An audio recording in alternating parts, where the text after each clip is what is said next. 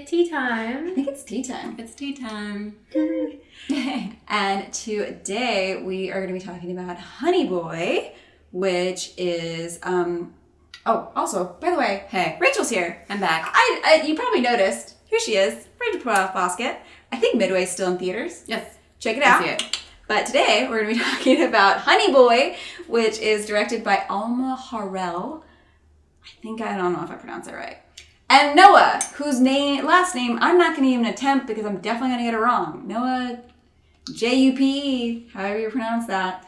Also, Lucas Hedges was in this, who I'm obsessed with. I love him so much. And then obviously, You haven't seen God's the gift to movie, Earth. Rachel. Yeah. We have. Me and Ginny saw the movie, but Rachel didn't. I haven't, so I am going to be asking the questions today. that's definitely happening. Yeah. So guys, how was the film? I liked it. I'm also like obsessed with Shia LaBeouf. Obsessed. So I heard you like 2 seconds ago. You're like, and the person that we love more than every just Yeah, I was right. Shia LaBeouf. I love me some Shia LaBeouf. I'm like so happy. He's got. I haven't seen it yet, but I would really love to see Peanut Butter Falcon 2, which came out like a few weeks ago. And this one, I'm glad he's back to making movies and stuff because he was he went through some stuff. He went through some stuff, and I love him too. Didn't make sense at the time, but this movie, it's like, oh, I get why he went through some stuff. Oh my goodness. Is this movie a documentary or is it an interpretive? Is it what is this movie? I think it's very loosely based on like real things that happened to him. So I think I heard him say that it's not a biopic. Mm-hmm. The lead character, I think his name is like Otis or something, and it's basically like Otis. But yeah, no, I think it's like loosely based on things that actually happened to him, which is like really sad. I don't know which parts are like true or not, but like. Was it a hard Well, film? there's some parts that are true, like his dad did call him Honey Boy. Mm. And it was hard to watch, I guess. There are definitely scenes that were like uncomfortable to watch. Like yeah. There was just in the sense that like, yes, it's based on like real things that happened to like a real person. So it's like, oh, like I get why they wanted to put certain things in the movie. But at the same time, like the kid who's playing 12-year-old him is an actual kid. Which is hard to watch. Playing 12-year-old things. I'll tell you what's hard is actually watching the kid smoking so much. I was like, oh God. Oh no. He's a 12-year-old addicted to cigarettes. They're herbals, it's fine. Huh? I'm sure it was fake. I'm sure he didn't actually. Yeah. I'm sure it was weed. I was wondering that while I was watching. Sorry. I was wondering while I was watching. I'm like, they must have just like CGI'd the smoke. Well, I'm not worried about no that. I'm just saying, imagining it and happening in real life. In real life, yeah. That's rough. Yeah. Oh, imagining that Shia LaBeouf was smoking. Addicted to cigarettes at 12. Any kid, really. I don't like watching kids at 12 years old smoking. Yeah. That's not good. Yeah, there's quite a bit where you're just like, oh man. Like, it's like, yeah, maybe these kinds of things could happen to a 12-year-old, but it's like, it's uncomfortable to think that like, oh, like that actually happened to a 12-year-old boy, which is kind of uncomfortable. Messed up situations. But like, that 12-year-old boy, though, Noah, whatever your last name is, really good.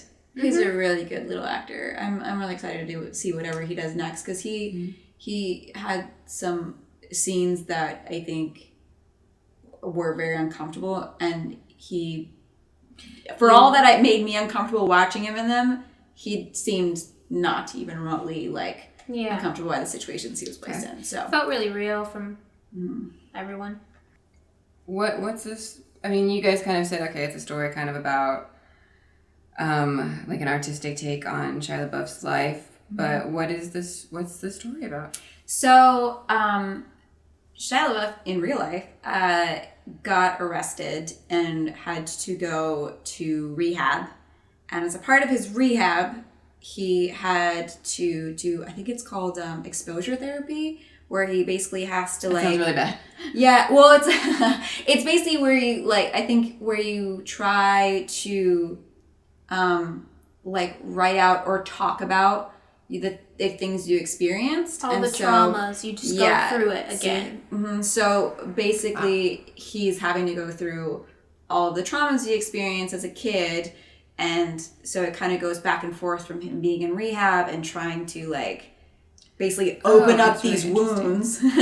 And then they kind of bounce back and forth between it shows you, his childhood and his adulthood. It shows you a take on a child actor's life at home, because you watch them on TV and you think, oh, they have all this money, they must be so happy, living a great life. But maybe at home, their home life is not that, you know, because it definitely wasn't for him. Yeah. They lived in a motel, and it was just not good living conditions. Do you feel like watching this movie makes you kind of have empathy or sympathy towards Shia LaBeouf? I think so. I think too, like celebrities in general, like child stars, that because you hear about that a lot. Like child stars grow up and they become kind of nuts, and from an outsider's perspective, I'm like, oh my god, that kid is letting like fame get in the way. But like, it's like you don't know what kind of things you have to experience. It is fame, but it's like there's a different side to it. It's not getting 1,000 followers on Instagram. I know that's actually very small. I love it. But also it's this is you have no more privacy and you're 12. Yeah. Mm-hmm. And also for him, like he was paying his dad, and I don't know how common that is for like a child actor's parents' primary source of income being their child, but that has to do some like weird stuff to you, being like, I have to pay my dad. Yeah. I think that's where it becomes a problem, because maybe the parents want it more and they're pushing their kid to do it only for their, interests and just so that they can make money. And I think I actually hear a lot of people joking that have kids, parents, they say, oh, I want to get my kid into acting so then I can become, rich off of them or something. Just so you know, they can't do that anymore.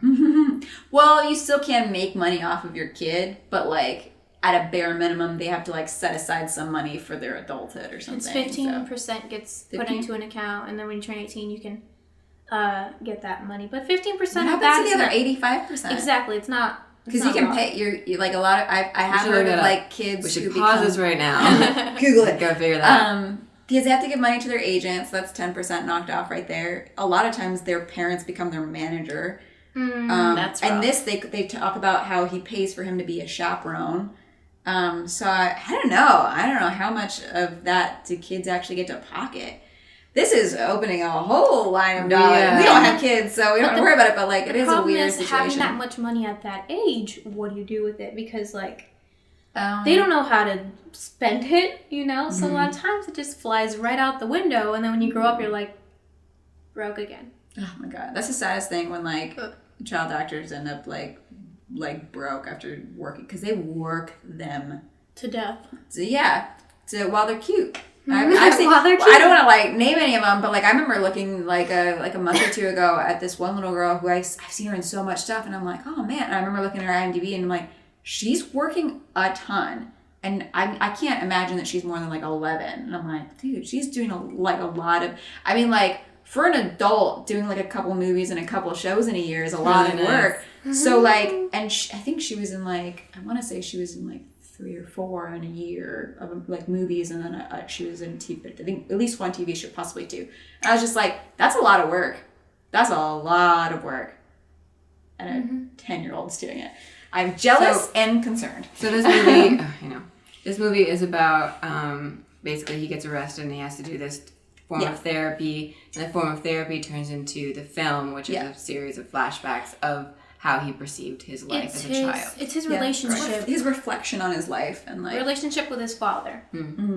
Yeah. And how he was treated. It's hard because I think he had people on set like telling him, "Oh, you're amazing, great job," like all these good things, and then he would come back home and like just get verbally abused from his dad. And that's rough. Yeah. So he'd like coach up and very stuff. Very much and, like an abusive character in the film. Yeah. Predominantly verbally abusive. I think it's like he like was dealing with his own demons and just kind of taking it out on his son, because that was really the only person in his life. They were so close. They were always together, and so when you're with someone that's like so negative and like broken. Honestly. Yeah. As a broken that man. just comes out on you. Mm-hmm. Yeah. That's got to be hard. Yeah. It's heavy. It got a lot of heavy moments. I think especially for me, the fact that it's a kid. Mm-hmm. I think kids are always a little, like when you, like in film, when they put like kids through things, it's always hits a little bit differently than when it's an adult. Yeah. And I think just thinking about like I think that, I think I mentioned this, but like sometimes when I'm watching a movie, like, and like they're putting a kid in like a situation that's like uncomfortable, a lot of times it takes me out because I'm like, oh, this is a child actor. Like, I'm just like, I can't like not be like, this is a kid actor who has to deal with this. And I'm just like, oh man, I hope he was okay after the scene. And like, I'm sure he was. I've heard him talking about it. Like, I feel like you can see the uncomfortableness on their face. Sometimes, But for this, I think I was like, I would be uncomfortable, but I didn't feel that at all from the kid. Mm-hmm. Yeah. So that actually shows that. How did you guys walk away from the film? How did you feel about it? Well, like immediately it had a very like indie film ending where it was like you didn't think it was about to end. You thought there was like definitely more to come, and it's just like, oh no, it's okay. Which is like very much like I feel like a lot of times, I don't want to like generalize, but like a lot of times when I watch indie films, it's just like you're like, okay, all right, so I see that this is this is the ending. No. There's definitely more to come. Wait, that's the ending? So it had like that kind of, so I had like a moment where I was just like, oh, okay. Well then, on we go. But I feel like for this work, it did kind of make sense because he's not as the writer isn't done growing as a human being. So, I loved it. I feel like it worked for me and I could relate to it. I love watching movies where there's like kids, but they're so strong. They can take care of themselves. They know more than adults sometimes. They teach you things and it's just, I feel like a lot of times kids adults feel like kids aren't smart enough to understand and they don't think that they know stuff, and it's like, but they do, and so I love watching that kind of stuff. Yeah. This kid was also spectacular. Like he was very good. Lucas Hedges, I love him. He was great. But yeah, Noah Jupe, I don't know what his last name is. How old is Lucas Hedges? I feel like he's a baby too. I think he's like 22. Yeah, that's so old. Yeah. I don't know how old he's supposed to be playing in this, but I think he's like early 20s, I believe. Maybe. Who knows? But no, I think he has really good. But like this kid is amazing. He has some like really. So you kind of came out of it being like, that was really hard to watch children going through that. Yeah, I liked the movie. I definitely liked it. Yeah. You came out of it, that's two different things. And then you came out of it being like, kids are, sorry, I'm not going to say a bad word. Kids are awesome. They're so freaking smart. Yeah. And that's an interesting, like, those are two different feelings. Yeah. Very different feelings. I took it in a positive way, like, just... Yeah, it's kind of like, have you seen the movie Matilda? Obviously, Matilda. Yeah. How she's like a young girl, and her dad's just like child actor treating she her like stopped acting. Totally. But I'm talking about the movie. The girl, she like wakes up, makes her own. She makes her parents breakfast, and she takes care of herself. She goes to the library and she learns, and I love that idea of like a 12-year-old just like being self-sufficient. See, I think it's awesome when they are able to do that because they're in that position, and the alternative is, if they're not self-sufficient and they don't have a parent that's pushing them, then can you imagine if he wasn't like such a great actor and that was just his dad? Like, oh my goodness, where could he have ended up? But it also makes me really sad that like kids shouldn't have to be self-sufficient. Yeah, I remember that. There was like when I was in first grade, we had to do like make a cookbook, but like first graders. So this is how you make spaghetti. You get a bunch of worms and then you put them in and then it's spaghetti. And like that's like first graders. I remember my mom was looking through the book after the teachers had like made it, and there's this girl in my class and she was really awkward and she was kind of mean and I never really liked her. And I remember my mom stopped when she got to her point, like her thing, and it was like broccoli and fried rice. And she just wrote out how to do it or something like some like stir fry something. My mom like got really upset, and I was like, "Why? That girl's a jerk." She's like, "She should know how to make that." Oh. And I was like, "Oh, that like yeah, that is heartbreaking." It is. It's really cool because kids are smart and capable of doing a lot of amazing acting, like amazing and can things. overcome some really. And can overcome that some kid did things. some like great. I mean, he was in predominantly what I remember seeing him as a kid was comedies. So the fact that his life was like that. Well, and he was like heading down the road of being like an alcoholic. That might have been why he was so funny. Yeah. Comedy wise, he takes things in a different way.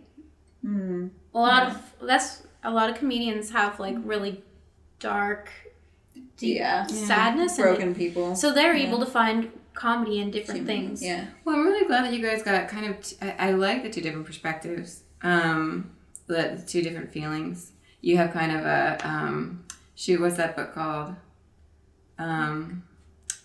Catcher in the Rye sort of a feeling towards it. And you have Matilda Revolve, like, kids can do anything, don't mess with them. And you have like, stop messing with them.